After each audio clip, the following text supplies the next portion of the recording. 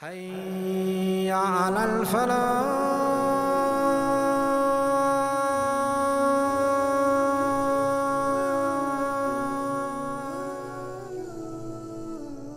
al-Rahman first, a survivor of a family of caliphs of the Muslim Empire, reached Spain in the mid-700s. He became the first Caliph of Al-Andalus, the Muslim part of Spain, which occupied most of the Iberian Peninsula. He also set up the Umayyad Dynasty that ruled Al-Andalus for over 300 years. At first, the land resembled the rest of Europe in all its squalor, but within 200 years, the Muslims had turned Al-Andalus into a bastion of culture, commerce, and beauty. Irrigation systems imported from Syria and Muslimia turned the dry plains into an agricultural cornucopia. The beginning of the 9th century, Muslim Spain was the gem of Europe with its capital city, Cordova. With the establishment of al-Rahman III, the great Caliph of Cordoba, came the golden age of Al-Andalus. Cordova in southern Spain was the intellectual center of Europe.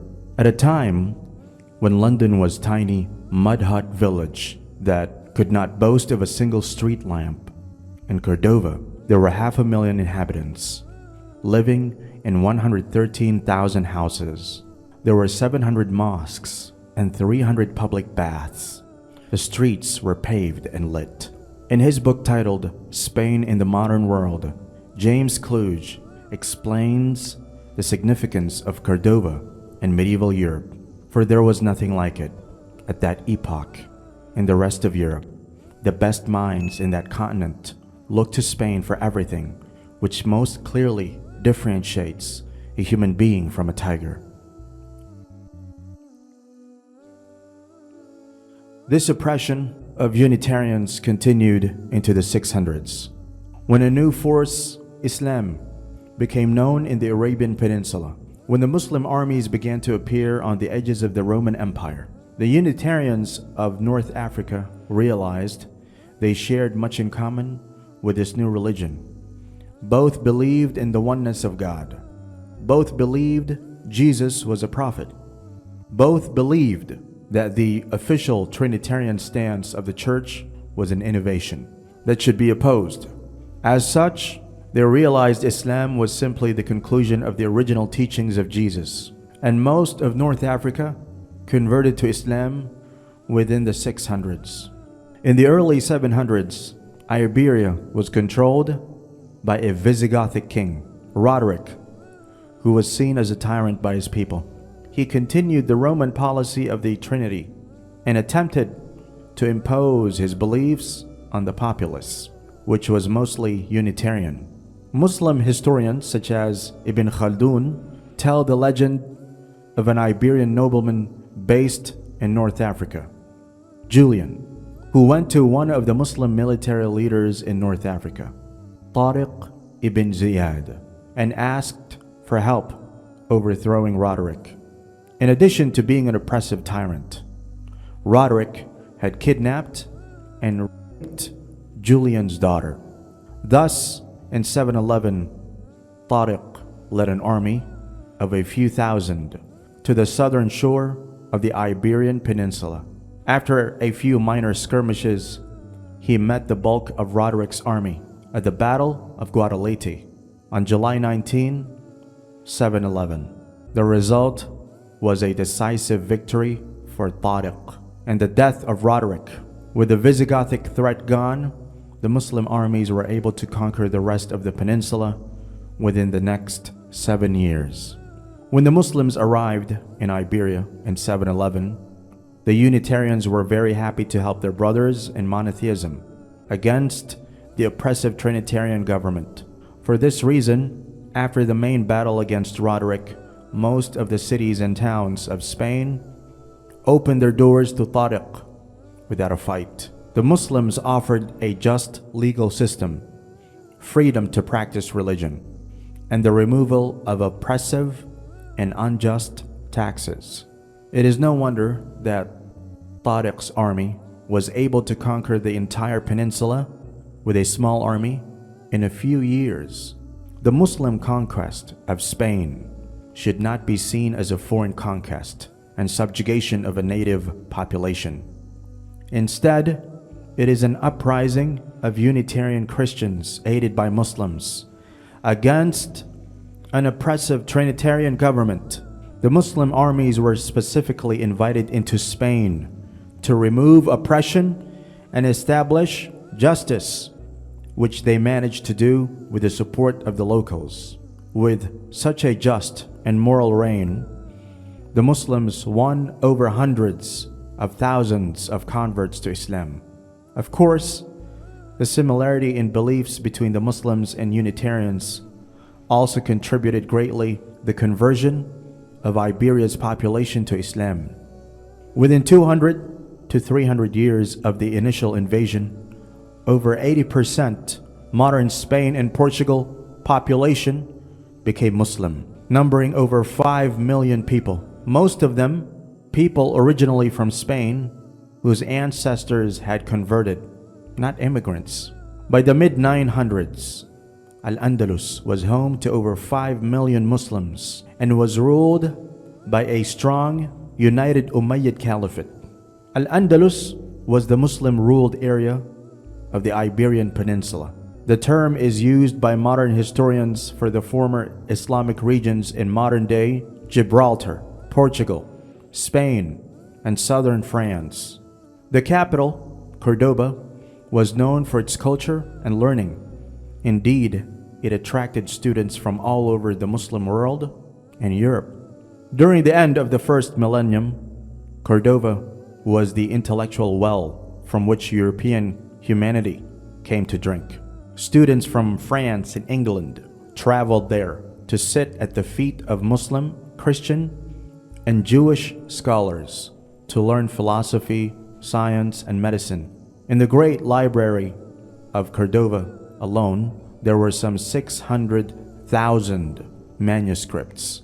This rich and sophisticated society took a tolerant view towards other faiths. Tolerance was unheard of in the rest of Europe. But in Muslim Spain, thousands of Jews and Christians lived in peace and harmony with their Muslim overlords. However, this golden age of politics and society came to an end in the 11th century, when the caliphate broke up into small states called taifas. These taifas were vulnerable to invasion by Christian kingdoms in the north and fell one by one to the Reconquista over the next 200 years. For this reason, the collapse of Islamic rule in Spain was due to both increasing aggression from Christian states and division among the Muslim rulers. The early 11th century saw the single Islamic caliphate shatter into numerous small kingdoms, making them easier for Christian states to conquer. This marked the beginning of the Reconquista, the conquest by which Christians from the north of the Muslim Iberian Peninsula to the south. The major Muslim cities of Cordoba, Seville, and Toledo were one by one conquered between the 11th and 13th centuries by the Christian kingdoms of the north, starting with Toledo in 1085. The Muslims responded with a fight back led by Murabitun, Almoravids, and Muwahidun, movements from North Africa that helped slow the Christian advance. The Murabitun, led by Yusuf ibn Tashfin, defeated the Christians in 1086, regaining control over much of Muslim Andalus by 1102. However, after Yusuf's death in 1106, Muslim states began fighting each other, leading to internal rebellions. Despite some military successes under the subsequent Muwahidun movement, by 1240, the only Muslim kingdom remaining in the south was Granada. It was ruled by 23 Nasrid rulers from the Banu Ahmar family, whose main political goal was to achieve independence and resist external threats. To achieve this, the Nasrids maintained their frontier territory and made slow territorial gains by conquering small settlements that had previously been lost to the Christians. They also engaged in a complex diplomatic relationship with the Kingdom of Castile to the north and the Marinids to the south, while paying tribute to Castile for security against external threats.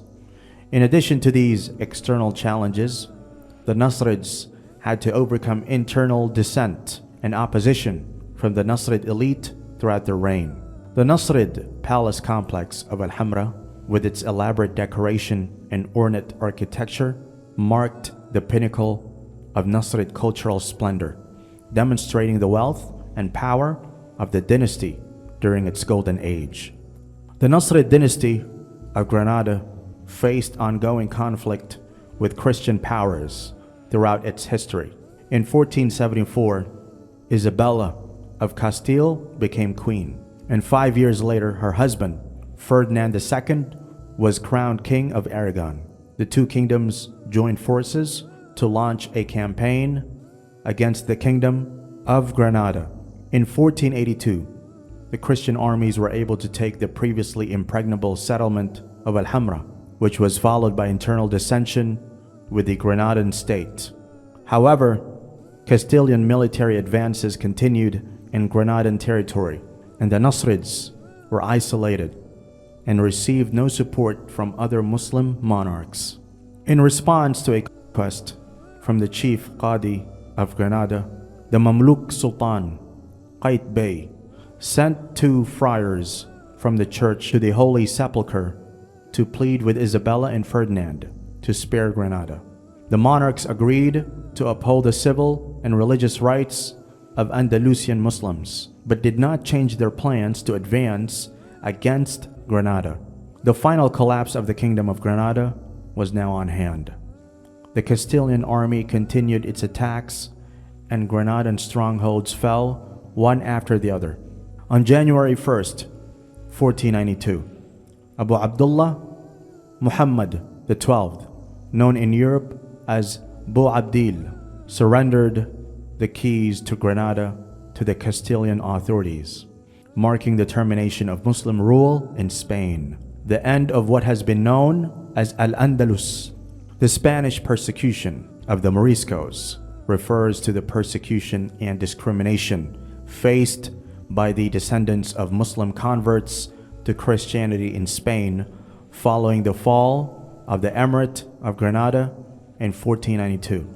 Initially, the Spanish crown allowed Muslim converts to remain in Spain as long as they converted to Christianity, and many did so in order to avoid exile or slavery.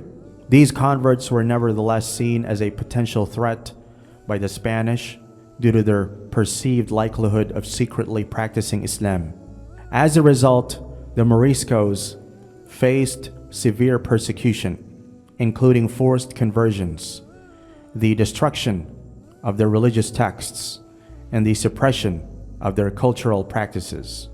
In 1526, all of the Muslims in Granada were ordered to convert to Christianity, become slaves, or be exiled. And this prohibition was later extended to the rest of Spain. Similarly, between 1492 and 1501, the Jews of Andalusia were forced to convert to Christianity or be exiled.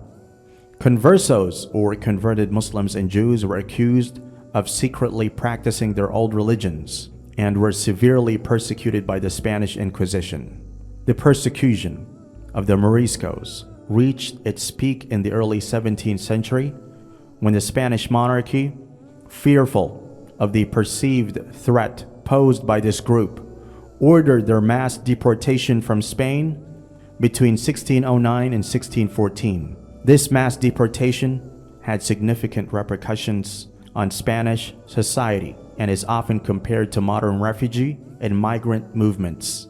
The Ottoman Empire, which was a major power in the Muslim world, granted sanctuary to Andalusian Jews during the 15th and 16th centuries. This came at a time when Jews were not only facing forced conversions to Christianity or expulsion from Spain, but also persecution through the Spanish Inquisition.